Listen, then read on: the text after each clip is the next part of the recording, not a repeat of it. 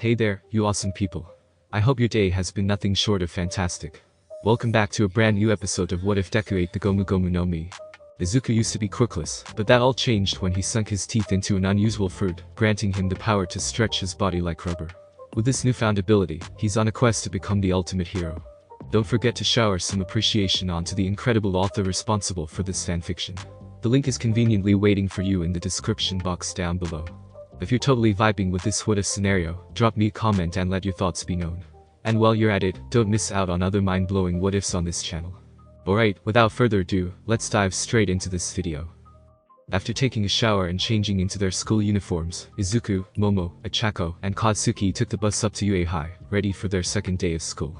Arriving in their classrooms, Izuku and the others went to talk with Tenya, while Katsuki waltzed over to his seat. Izuku arrived later to say hi to Izuku for a bit before leaving for her own classroom. As they were part of the Heroics course, they did not have the option to join clubs, as the Foundation Heroics course would occupy the majority of their time. Shinso was in a rather interesting situation and was allowed to join only part-time. Soon enough, Shota entered the room, causing all the students to quickly quiet down. They had long already gone to their seats 1 minute before the bell rang for class.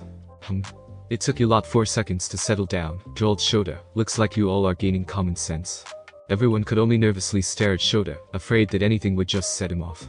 Shota continued on, because we didn't have time yesterday due to the orientation as well as a lack of common sense from you all, we'll be using this homeroom time to do introductions. How is it our fault? Screamed the class mentally in their minds. We'll start from seating order, and go from there, continued Shota with an uncaring gaze. State your name and something about yourself. The seating order will not change, because it makes it easier for me to take attendance, since I can just go down the list to check who's here or not.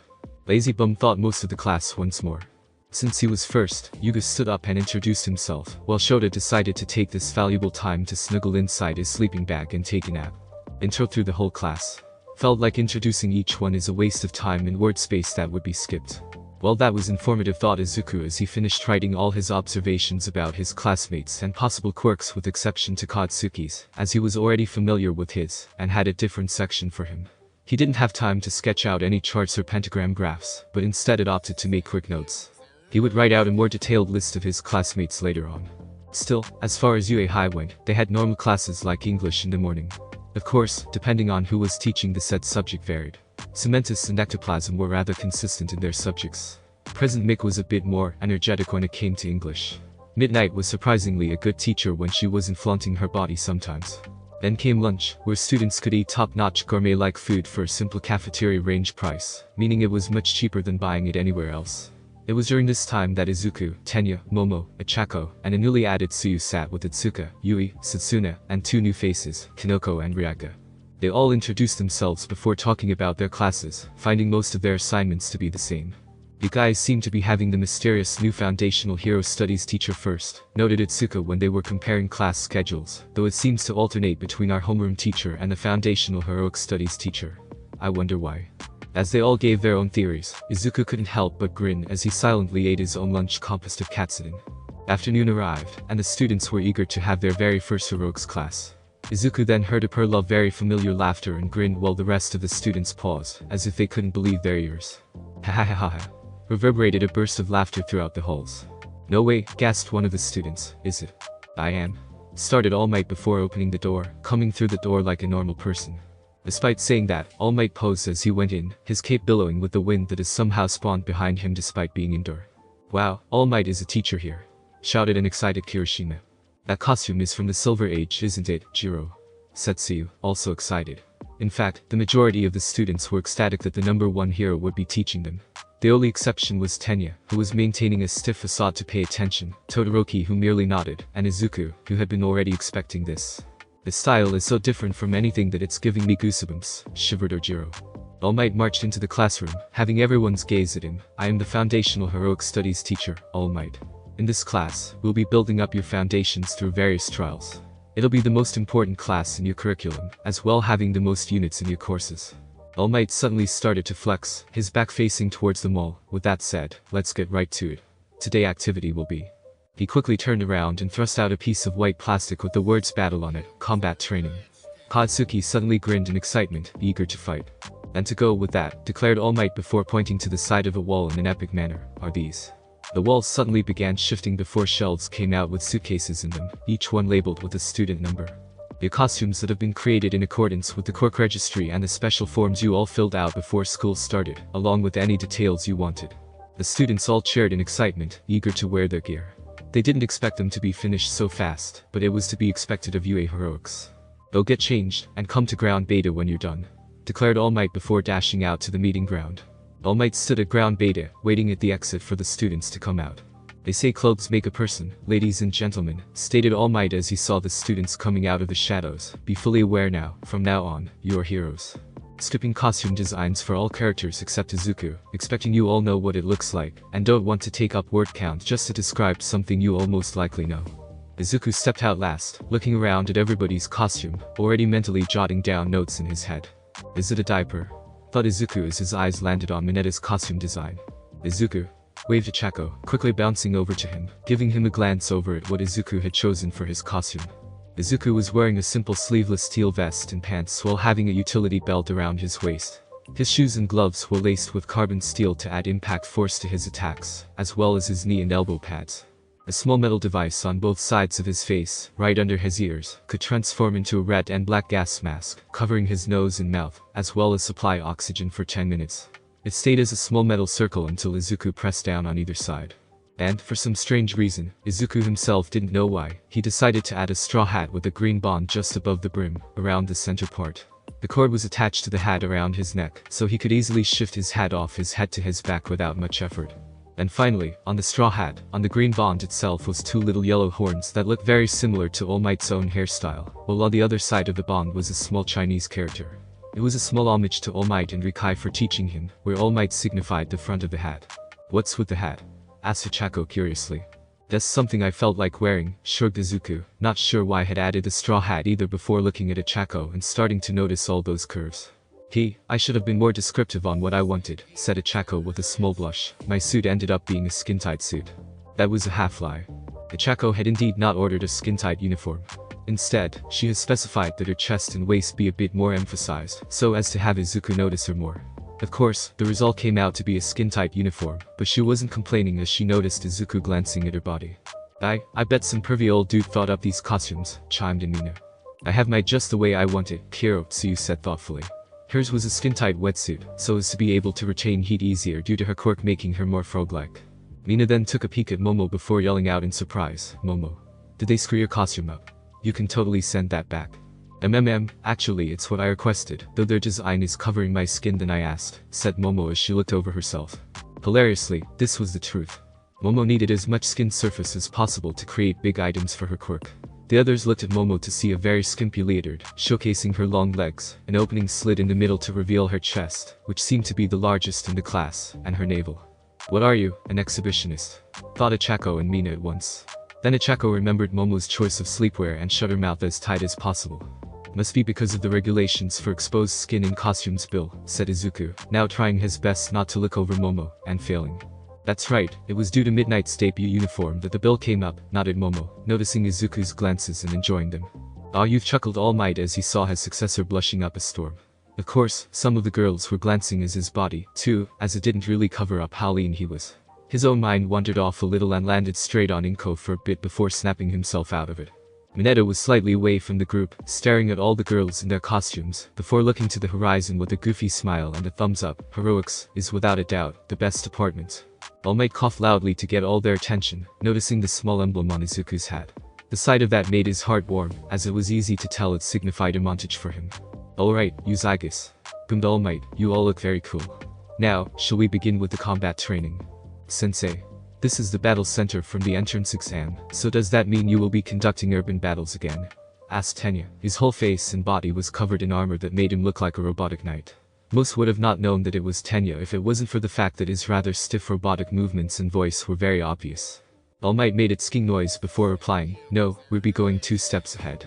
Indoor anti-personnel battle training. Villains' battles are usually seen outdoors, but the truly heinous and clever villains are more likely to lurk indoors. Imprisonment, house arrest, backroom deals, all of these almost always happen indoors or in the shadows in this hero-filled society of ours. With that in mind, for this test, you will be separated into heroes and villains for 2-on-2 team indoor battle. As surprise rippled through the class, Suyu bravely asked whatever was in her mind, without basic training. This is a battle to understand those basics, said All Might, clenching his left fist in front of him quite passionately. However, this time, the key point is that there is no robot you can just destroy. So, what determines victory? Asked Momo.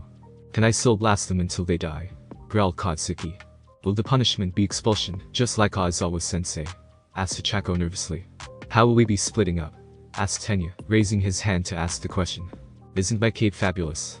Asked Yuga, not even asking a question about the trial anymore while flashing his cape. My quirk isn't super hearing, proclaimed All Might with a sweat drop trailing down his face. I'll answer your question one at a time, so be quiet. Seeing the students quickly settle down, All Might coughed into his fist. Anyways, by order of the questions I heard. Let me explain. No, I'll explain further, and yes, but be careful about that cape. There's a reason why my most current uniform doesn't have a cape anymore. Ah, that's right, you stopped wearing the cape after the rocket incident back in the US, chimed in Izuku. It snagged on your cape when it spontaneously went off, and would have choked you, if you hadn't quickly reacted and ripped it off you. Yes, that's why. Blushed All Might. The truth about that incident was that he really would have choked to death. He was lucky he panicked and frantically waved his arms, getting it right into the cape and ripping it off him.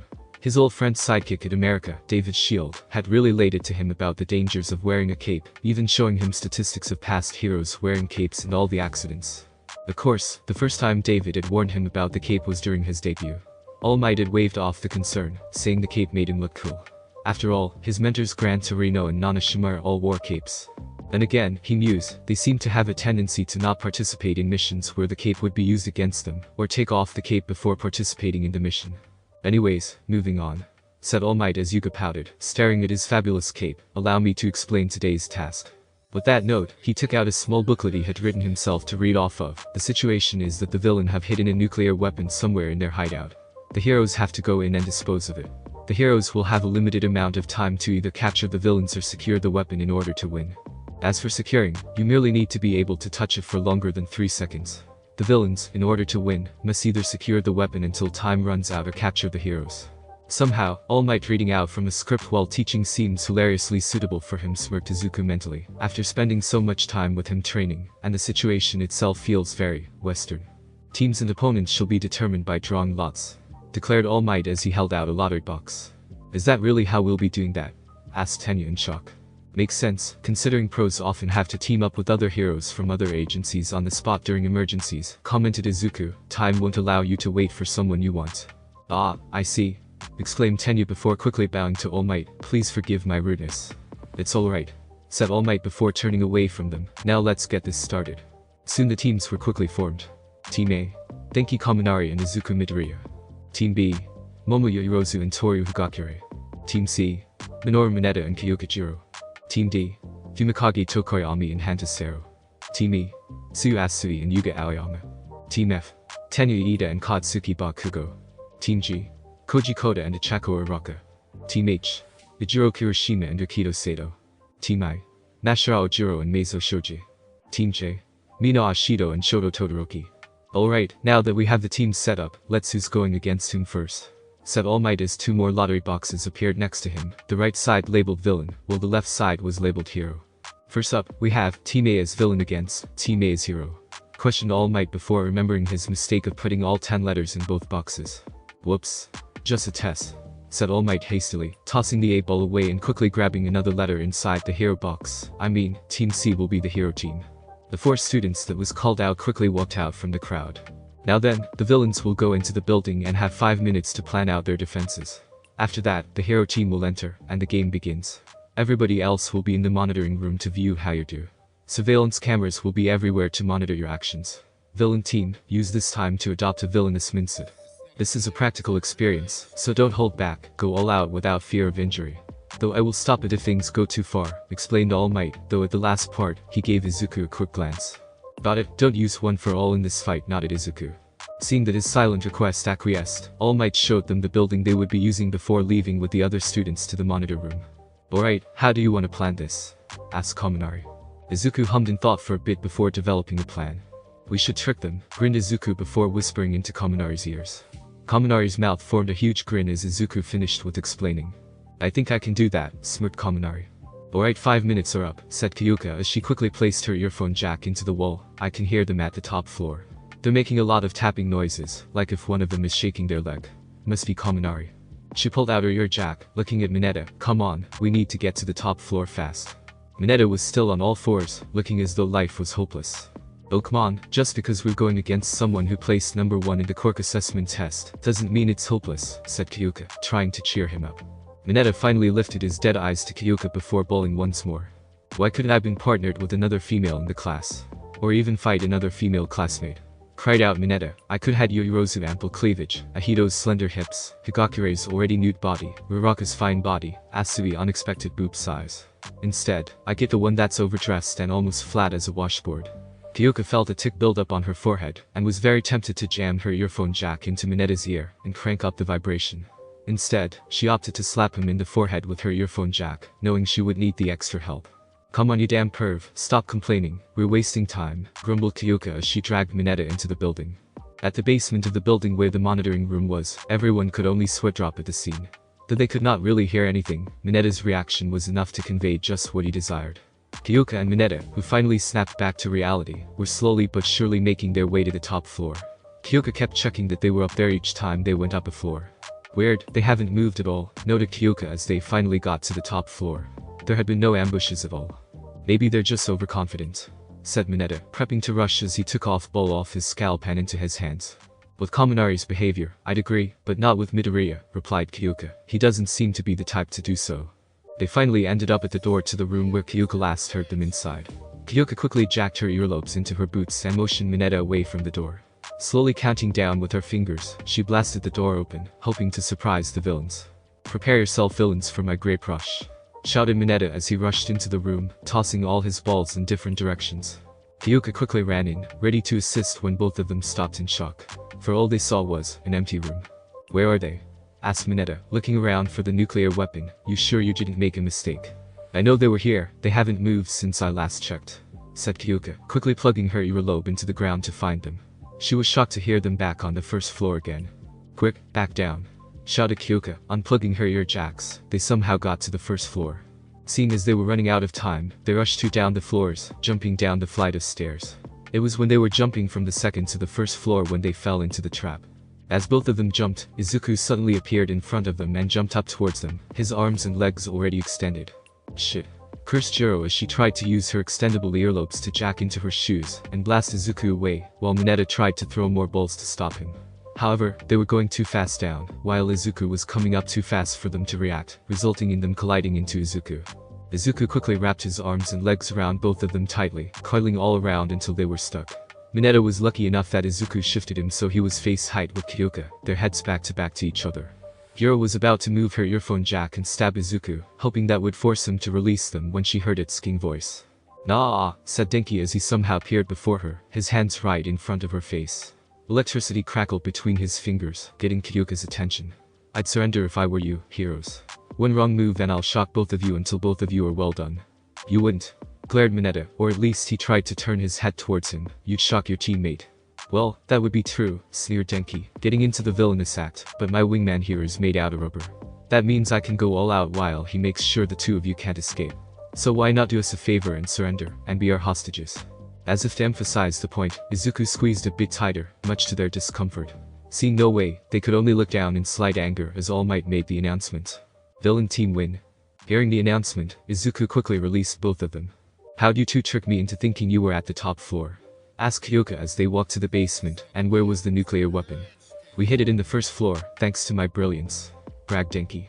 Kyuka automatically jammed her earphone jack into Denki's ear and made a small shockwave, causing him to spaz out in pain. It was pure reflex that she did that. Ah, alright, it was Midoriya's idea, confessed Denki. We'll tell you more when we get back to the monitoring room, smiled Izuku. Alright, now that we're all gathered here once more, who can tell me who was the VIP here? Asked All Might. Midoriya Izuku, said the majority of the class. Indeed, but can anyone explain why? Asked All Might. Ijiro had to bite his lips from saying that it was because Izuku was manly.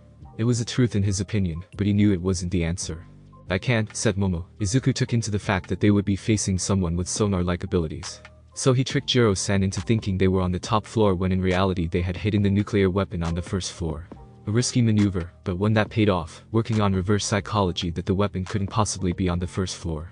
He then had Kaminari-san keep tapping his legs and hands, making sure it was loud enough to confuse Jiro-san to think two people were at the top floor. The two-way headset they were given were used to detect when the hero team made it to the top floor, one of which was placed right under the stair rail. Kaminari-san added to that plan by using his personal communication device to access both the headset outside and the one in Izuku's ear. Meanwhile, Izuku was on the first floor the whole time, making sure the weapon was guarded, and to add to the illusion of not being there, he balanced himself on some crates, so as to not touch the walls. As soon as Jiro and Mineta passed by it, Izuku stretched his arm from behind the building all the way up, grabbed Kaminari, and dragged him back to the first floor. Once done, Jiro and Mineta panicked, knowing they were running out of time, and stormed back down to the first floor. It was because they were in such a worry due to the time limit that they were unprepared for the ambush. Jiro and Mineta did well to go in cautiously and quietly and reacted well, but in the end, they were outsmarted. Holly thought All Might as the rest of the class was silent. She said a lot more than I expected her to. Excellent work, stuttered All Might for a bit, well explained.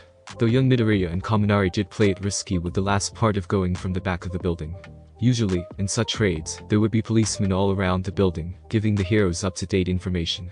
He was just nitpicking at this point, and he knew it. Alright, let's go to the next building. Can't have you Zygons use the same building and get too familiar with it, said All Might, leading them out to another building.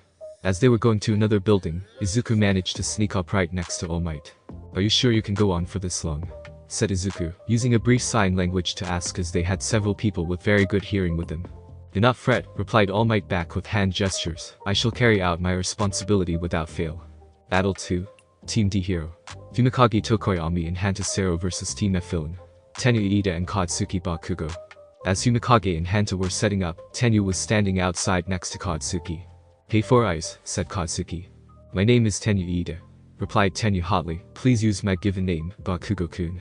Like I fucking care, replied Katsuki. You're pretty fast, right? Use that and check the second floor. Would it not be wise to check the first floor? Asked Tenyu. They might attempt the same as Midoriya. Deku only did that because he had enough time to analyze his opponents, snorted Katsuki. Much as I hate it, the nerd is good at that. Not to mention he could drag Thunderhead back to him. No, they'll try that psychology shit, but it'll more likely to be on the second or third floor than be on the top floor. Must be natural villain instincts to think like that, thought Tenyu to himself. As soon as 5 minutes was up, Tenyu sped off to search the second floor, while Katsuki blasted himself up to the fourth floor, going through an open window. A few minutes later, Tenyu quickly found a suspicious room on the second floor. At the hallway towards the entrance were several of Hanta's tape to delay them. I think I found it, said Tenyu into the transceiver. I see Sero's tape quirk all over the place. Four Eyes, tell me, where does that hall lead to? Replied Katsuki. I failed to see the point of this, but it seems to lead to a corner room near the windows. That's a bait, ignore it. How would you? Gut instinct. Flatface and Birdman Rally wouldn't choose such a place. The R must mean Sero and Tokoyami, thought Tenyu. Deciding to trust Katsuki, Tenyu proceeded to the third floor. Seconds later, both Katsuki and Tenyu found another hallway filled with even more tape, leading to an intersection. How should we get through here? Asked Tenyu. We must avoid touching the tape while passing through. I get a better plan, said Katsuki as he lifted his gauntlet up. I've already filled this thing with enough juice to do this. Four Eyes, on my mark, run forward, make a right turn, and go into the first room you see in front of you that has lots of shadows. Probably a dark room. They might have the door open, and if it shuts, then it's them. Wait, what? Tenyu didn't get to finish asking as Katsuki pulled the trigger off his gauntlet. Hanta and Fumikage were waiting in a shadowed room with half the lights off. Hope they fall for that bait, murmured Hanta. If they do, then it is their destiny, replied Fumikage. A few minutes later, they heard and felt the building shake. The door they had open, but ready to close on a moment's notice, showed them a huge explosion, destroying all of Hanta's tapes. Go? Shouted a voice. Close it. Fumikage commanded Dark Shadow, his sentient quirk. Dark Shadow nodded and quickly slammed the door shut, followed by Hanta trying to tape the door shut. A second later, the door was drop-kicked open by Tenyu, ripping the tape off easily. Villains, surrender this instant, or be prepared to fight, shouted Tenyu. It is not our fate to lose, hissed Fumikage as Dark Shadow grew in size a bit. Go. Alright. Time to fight, said Dark Shadow eagerly as he dived forward, Hanta providing support with his tape. Tenyu dodged the tape and performed a triple axel, before using the momentum to kick into Dark Shadow. What are you, a figure skater? Shouted Dark Shadow as he blocked it and tried to smash Tenyu down. Tenyu dodged the attack when he saw the nuclear weapon in sight. Seeing his chance, he ran straight for it. Unfortunately, he did not see the low tape that Hanta had prepared beforehand, tripping him into the ground. Gotcha now. Grinned Zero as he approached Tenya, intending to wrap him up. Who's got who? Katsuki burst into the room, angling himself in the air upside down, so he was right in between Fumikage and Hunter. Before either could even react, Katsuki had both hands pointed at each of them, and let off a huge blast from each hand. Both were flung back from the shockwave, hitting the wall hard. Ha, that was easy. Nice try extras, sneered Katsuki as he managed to flip in the air to land on his feet, waltzing over to the weapon and touching it, but you had the shitty luck of facing me. Hero team win. Geez, he's violent, commented Mina, almost seems like he should have been the villain team. Still, it was curious how he somehow guessed where the nuclear bomb would be, and even knew that the second floor was just a bait, said Momo. Bakugo is pure instincts, added Izuku, he's always been a smart instinctual fighter. He'll always go with his gut. Needless to say, MVP was given to Katsuki Bakugo, though All Might made sure to admonish Katsuki for his behavior, as well as the risky explosion. Battle 3. Team J Hero. Mina Ashido and Shoto Todoroki vs Team G Villain. Koji Koda and Ichako Uraka. You let's do this. Cheered Mina, think they'll try to do the whole psychology thing Midoriya did. It doesn't matter, said Shoto as he approached the building, no matter what tricks or defensive battle they have planned, it does not matter to me. In an instant, he completely froze the building. Poor Koji and Ichako were shivering when Shoto found them on the top floor, along with the nuclear weapon. Koji had animals ready to attack, but with the sudden turn of temperature, they all fled. Hero team win. Poor Chaka had to be comforted by Momo and Izuku about her loss, since she didn't even get to show off at all. Battle 4. Team A Hero. Momo Yairozu and Toru Higakure vs Team B Villain. Masahiro Ojiro and Meizo Shoji. Masahiro and Shoji decided to place theirs on the 5th floor corner room and waited. Shoji had his ears to the floor to detect where they would be coming from. I'm going to get serious. Hyped Toru eagerly, the gloves are coming off. Considering her costume was composed of only gloves and sneakers and just that, all she did was take those off. Momo looked over and noticed the micro-transceivers they had been given was floating in the air where Toru's ear would be. Toru, the transceiver will give away your position, noted Momo. I think for this, we should stick together. You could use your hand to cover your ears, but you would be a hand down. Nodding in agreement, Toru took it off and handed it to Momo before asking, so how do you want to do this? Well first, let's find out where they are, answered Momo before producing infrared heat vision goggles. She scanned the building and saw them waiting at the room. So they want to play a defensive game, murmured Momo. They must be afraid Toru can sneak past them if they're not careful. The game started, with both girls quickly running up to their destination, with Momo producing various items on the way that would help them out. They stopped at the door leading in the room and began to prepare for their assault. They're outside this room, stated Shoji, but they haven't tried to come in. I wonder why, Mashiro whispered out loud. Are they trying to get us to rush to them? Half a minute later, they got their answer. The door suddenly exploded, shocking them both. Seconds later, flashbangs rolled into the room. A loud noise and white light suddenly filled the room, blinding and deafening them. As the two defenders tried to recover, Toru and Momo had already charged in and already recovered the nuclear weapon. Hero team win, declared All Might. Maybe just staying in the room was a bad idea, groaned Mashiro as his vision slowly came back to view. Momo, of course, got a peerless review about her tactics, while Toru cheered at being in the spotlight. Battle 5. Team E Hero. Tsuyu Asui and Yuga Aoyama vs Team H Villain. Ijiro Kirishima and Rikido Sato. Ijiro and Rikido both agreed they were not capable of playing mind games, so they set their nuclear bomb at the top floor and waited. Tsuyu and Yuga quickly ascended to the top of the building, where Tsuyu began crawling on the outside walls of the building. She quickly found them and radioed Yuga. Hi, and prepare yourself, shouted Yuga as he blasted the door down with his naval laser. He was swiftly taken down by Ijiro and Rikido, but failed to notice Tsuyu sneaking in. Hero team win. Good work everyone, said All Might as the last battle had been concluded. We didn't have any major injuries today. Not to mention you all took it seriously. A very good job on your first training. Then, with a wave and flourish of his cape, All Might dismissed them before dashing away. So cool, shouted Ijiro. Though having a proper class after Aizawa-sensei seems rather anticlimactic, commented Tsuyu. Why is he in a rush, though? Questioned Mashiro. He must be getting ready to patrol the streets. Such dedication despite being a teacher, theorized Tanya. All Might thought Izuku silently, knowing the true reason. All Might had told him his time limit, and teaching this class was pushing it to its limits. All Might did not want to reveal to the world that their beloved symbol of peace was actually weakening. The chaos that would arise if the truth was known would be problematic. Indeed, All Might ran right into the staff-only room, and quickly closed the door before transforming back to his emancipated self. Shit. I barely have enough time to teach a class, grumbled Toshinori before quickly leaving to change out of his costume, and to think I have to do this for 1B tomorrow. The students made it back to class, changing out of their hero costume and into their uniform, before reporting back to class. On the way, they met with the limping Shinso. Yo? Wave Kaminari, what did you do to get the limp? Hero training, hissed Shinso in pain. Since I'm just a reserve, my hero training compared to 1A and 1B will be different. What did you do for yours? We got to see All Might. Cheered Chako. Then we went into battle training, being paired into groups. Though I barely got to do anything in my match. Mina quickly went to cheer her up, saying that she didn't get to do anything either. Ah, that's nice, winced Shinso. What did you do? You seem to be in pain, so that would suggest something strenuous, asked Tsuyu. Just some sparring, replied Shinso, his mind flashing back to his own training. Shota Aizawa had been his personal teacher for his training.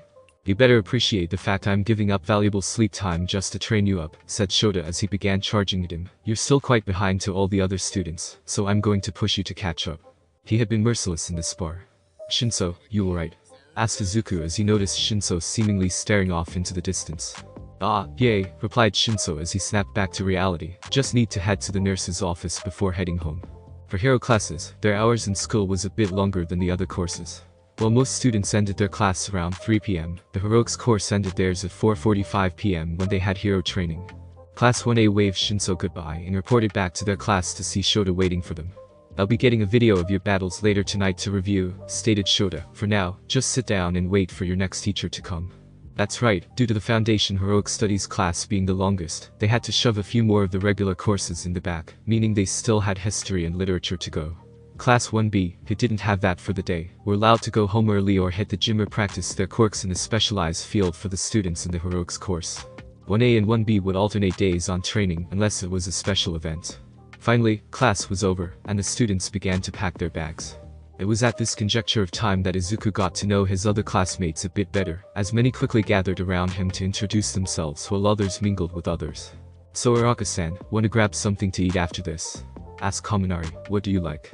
Machi, replied Chako, but I was planning to go there with Deku and the others. Deku? Asked Kaminari. Ah, that's Izuku's nickname that he lets me call him by, explained Chako. Oh, okay, said Kaminari as he quickly backed off before heading to Tsuyu, but not before muttering, no way I'm stepping in his territory. When he reached Tsuyu, he tried the same line, only for Tsuyu to reply with bugs, hoping it would stop Kaminari on his tracks. It was super effective as he quickly turned to Kyoka as a last resort, who shook in slight anger, but accepted it on the condition that he was paying. In just one day, the news about All Might was teaching at UA High quickly spread to everyone, causing reporters to quickly gather at UA for 2 days straight. And one morning, while Izuku was walking with Itsuka, Achako, Tsuyu, and Momo, one female reporter suddenly thrust her microphone at Izuku. What's it like being taught by All Might himself? Asked the reporter eagerly. Business management class, replied Izuku. That was enough to have the reporter and several others to clear out of the way, not interested in a supposed business management class student. Suckers, snickered Izuku. Momo and the others also giggled before using similar excuses as Izuku, with Momo using support class, while Itsuka and Achako used general ed. When is All Might? Hey, aren't you from that sledge incident? Fuck off, growled Katsuki. Wait, now I remember, that green-haired kid was involved in it too. That means, said the reporter before whirling around just to find Izuku and the others had already disappeared. Crafty brat, growled the reporter before turning to Tenya, and immediately regretted it as he went off into a long speech. She quickly turned to Yuga, who also went off into a long speech with flowery words. The cameraman decided that these interviews weren't worth wasting tape time, and began filming everywhere else, just in time to see Denki, Mina, and Toru posing for the camera. The trio was excited to be on television. Though Toru had to try extra hard as she wasn't exactly being shown on television, just floating clothes.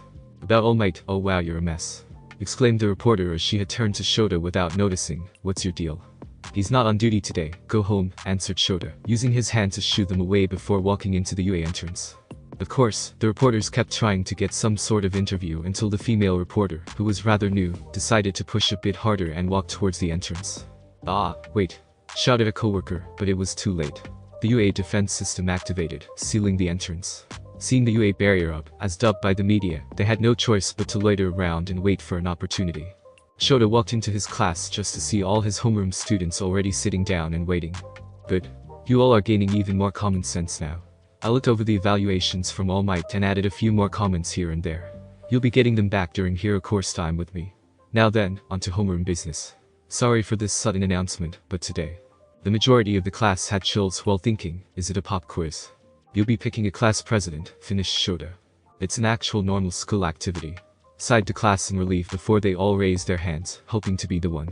Of course, the reason for such eagerness was due to the fact that the class president in the heroics course would be in charge of leading the class of heroes, which was a position suited for a top hero in the making. If I become class president, the girls will have show 30 centimeters of their thigh, proclaimed Mineta. Due to the bad luck of sitting right behind Izuku almost by reflex, used the back of his hand to smash it into Mineta's face, though quite lightly. It was enough to force him to stop, though. Silence, everyone, declared Tenya, causing the students to turn towards him. It is a job with the serious responsibility of leading others. It's not a simple job just for anyone who just wants it, but a calling that requires the trust of those around you. If we are to be democratic about this, then I propose an election to choose the leader. Of course, while he was giving such a speech, his hand was raised the highest in eagerness to be the president, thus cutting off some of his support on such a speech. This is just a classroom, not Congress, said Denki. We've only known each other for a few days, at least for the most of us. That isn't enough to build up trust, commented Tsuyu, putting her finger on her cheek. Plus, everyone will just vote for themselves, added Ichiro. That's exactly why, said Tenya. The person who has managed to earn multiple votes will be the best suited individual for the job. Sensei, would you allow this? Just do whatever you want, just make sure you all decide before homeroom is over, said Shota as he snuggled into his sleeping bag already and went to sleep. As Tenya quickly passed out paper for them all to vote, Izuku pondered about his decision. He wouldn't mind doing it, but he knew there were quite a few people also qualified, if not more than him. Tenya certainly deserves some recognition for his speech, and he knew that Tenya was very organized. But he was a bit too stiff in his opinion. So after contemplating it, he wrote Momo's name on his paper, knowing she was organized and flexible enough to handle the situation. Not to mention he knew she would also want the position. Though if it had been between Itsuka or Momo, he would most likely side with Itsuka, knowing how she acted like the big sister during their time at the dojo. The electoral votes were tallied and posted on the board for everyone to see. Momo had 3 votes while Izuku had 2, which surprised him. He glanced at the other results and noticed the only people with 0 votes were Chako, Tenya, and Denki. Who the hell voted for Deku? Shouted Katsuki. Well, it's obvious you didn't, teased Sero. 0 votes, I expected it to happen, shook Tenya in angst. It's to be expected in such the harsh reality of the sacred office. You voted for some else? Asked Momo with a swift drop. You the one who proposed this, what were you trying to do? Asked Sato curiously. Alright, then the class president will be Yoirozu while the vice president is Midoriya, announced Shota as he woke up in time. I don't mind this setup, smiled Momo as she stood next to Izuku. We'll decide the other reps during your time with me, said Shota as the bell rang to end homeroom. Soon, they were all at lunch, waiting in line for their food. I can't believe I'm actually class vice president, voiced Izuku as he made his order. Why would you be so surprised? Asked Momo as she got an extra large serving. You voted for yourself, and one other person did so too. Because I voted for you, Momo, replied Izuku. I wasn't expecting 2 other votes. Momo blushed at this statement as they walked to a table, joining up with Itsuka and her friends. So you guys have a class president? Asked Itsuka. I'm it for 1B, with Sasuna as my vice. Yay, we're going to rock it, exclaimed Sasuna. Momo is ours while I'm vice, answered Izuku, sitting down next to her, though I'm not sure how I got 2 votes. I voted for you, chimed in Tenya. I believe that you were the best one to do so. The others looked at Ichako, who blushed before replying. I went for Momo-chan. I felt like she could really do a good job. That means Kaminari voted for me, concluded Izuku. Yep, couldn't leave my wingman hanging, smiled Denki as he walked by. You're the one who came up with the plan. But Iida-san, didn't you want to be class president? Asked Akako. You even had the glasses and everything. That's not the point, thought all of them. Wanting to be it and suitable for it are 2 very different things, replied Tenya. I merely did what I judged to be correct. Ichako huffed as she continued to eat her food. Momo and the others were already familiar enough with Tenya that they knew he was part of a family that had been heroes for generations, and that he was the little brother of a rather famous hero, Ingenium. Suddenly, a screeching alarm went off in the cafeteria, followed by an announcement. Level 3 security breach detected. All students are to evacuate outside in a swift and orderly manner. What's a level 3 security breach? Tenya promptly asked an upperclassman that stood up. It means someone infiltrated onto the grounds, yelled the upperclassman. In my 3 years here, this has never happened before. We have to get out of here. The others quickly stood up, but not before Izuku inhaled his lunch thanks to his rubber quirk. However, problems began to arise when they tried to get out. All the students were all trying to get out at the same time, mobbing the exit and making it difficult for everybody within. Stop pushing. Ow. I'm going to fall. Kai. Who touched my butt? In the scene, Mineta was slightly happy for his short stature, and the fact that the girls' uniforms consisted of skirts. Oh, cried out Ahako. Quit shoving, yelled out Sasuna, otherwise I'll bite you. As expected of UA's students, they are quick to react in a crisis, grunted Tenya as his face was being shoved. I don't think it's that, it's more like they're panicking, stated Itsuka as she enlarged her hand slightly to protect herself. Momo gasped as a student's elbow almost smashed into her ribs. Luckily, Izuku managed to shove through and take the hit with no damage. Thanks, muttered Momo as she quickly leaned onto Izuku for protection. They could have made it in here, said Izuku as he stretched his head up a little before seeing Tsuyu on the wall, wisely avoiding the crowd. Tsuyu-chan, can you tell what's going on outside? Yelled Izuku. Tsuyu noticed him and heard his question before looking out to see that the press had somehow made it into the UA grounds, and were surrounding Shota and Hisashi, who were quick to guard the nearest entrance into the school itself. It's the press, Tsuyu shouted to Izuku, who had managed to stretch his head closer to Tsuyu and peek outside. Then there's no real need for this panic, muttered Izuku, but everyone was still pushing harder and harder. If they didn't stop, then students would really be injured. Momo, can you make me a megaphone? Asked Izuku quickly as he snapped his head back in place, forming a plan. Momo quickly nodded and created one from her thighs before giving it to him. Ichako, make me lighter. Itsuka, toss me towards that exit, commanded Izuku. Ichako quickly slapped her hand on his hands, while Itsuka managed to grab him and toss him towards the exit. Izuku spun in the air, telling Ichako to cancel her quirk. As he was flying through the air, he decided to grab a person who he knew had the loudest voice. Hey, what the hell? Shouted Katsuki as he found himself being dragged into the air by Izuku. Izuku collided into the wall first, followed by Katsuki. However, since Izuku was made of rubber, he was completely fine, and cushioned the blow for Katsuki. Bakugo, yell into the megaphone as loud as you can, grunted Izuku as he grabbed a pole to hang from while his other hand grabbed Katsuki to make sure he didn't fall. Katsuki had already noticed the crowd becoming more and more dangerous to themselves, and had been ready to let off an explosion to shut them up when Izuku grabbed him. Seeing as he now had a better place to do so, he took a deep breath. Die. That promptly caught everyone's attention, causing them to halt completely. Here, it's your show now, prompted Katsuki as he raised the megaphone as high as he could. Izuku managed to stretch his neck down to speak into the megaphone. Everyone, it's just a press. Please stop panicking and pushing other people, it'll only cause more harm. People closest to the window looked out before yelling out that it really was just a press.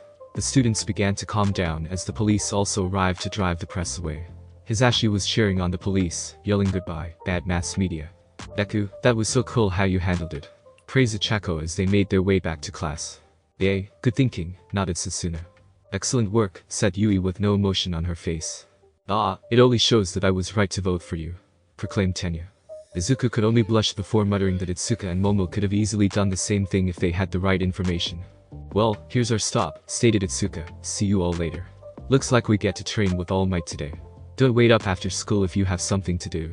Momo, Izuku, Ichako, and Tenya waved their goodbyes before heading back into their own class. Dude, Bakugo, that was so manly and awesome, praised Jiro as they entered into class. TCH, I was already planning to use my explosions to shut them all up when Deku fucking grabbed me, scoffed Katsuki. Still, you were able to get all their attention, grinned Hanta. I would have been more elegant in catching their attention, stated Yuga, but everyone ignored him. That was so awesome how you and Midoriya got everyone to stop panicking, smiled Mina. Yay, yay, shouted Toru, waving her invisible arms in excitement. Alright, settle down, said Shota as he entered the room. We still need to select a few more reps, such as who's going to take care of the class pet, who'll do the announcements in class, secretary, and the health committee rep. Choose among yourselves, I'm taking my nap. Alright, before we begin on any debate, started Momo, I propose that we don't let Mineta be the health committee rep. Agreed, stated all the girls at once. Oh come on, I haven't even said anything, cried out Mineta. Not like we trust you with anything, great microcaucus, grunted Katsuki in boredom. Blah, too long, I'm shortening it to great midget. Mineta began to cry tears of blood, while the others just chuckled. Alright, let's begin choosing the reps, said Izuku, clapping his hands to get their attention. Who wants to be the secretary then? We need someone with fast and good handwriting for that. In the end, Tenya was the only was best suitable for such a role, to which he embraced passionately. Kota, who loved animals, quickly volunteered to be the one to take care of the class pet. Kyoka became the announcer, and the health committee rep was given to Toru. Meanwhile, at the front gate of UA, Nezu glared at the entrance door. It had been completely destroyed, and he knew no reporter could have done this. From a glance, it looked like the doors had been disintegrated. Guess who instigated this whole thing, murmured Nezu, and did they slip in to get something, or did they just want to declare war? Thanks for listening. I do hope you enjoyed. If you want the next part of this video, like, subscribe and comment down below, and turn on the bell notification. And also check out other videos that I have created and enjoy. See you in the next video. Peace.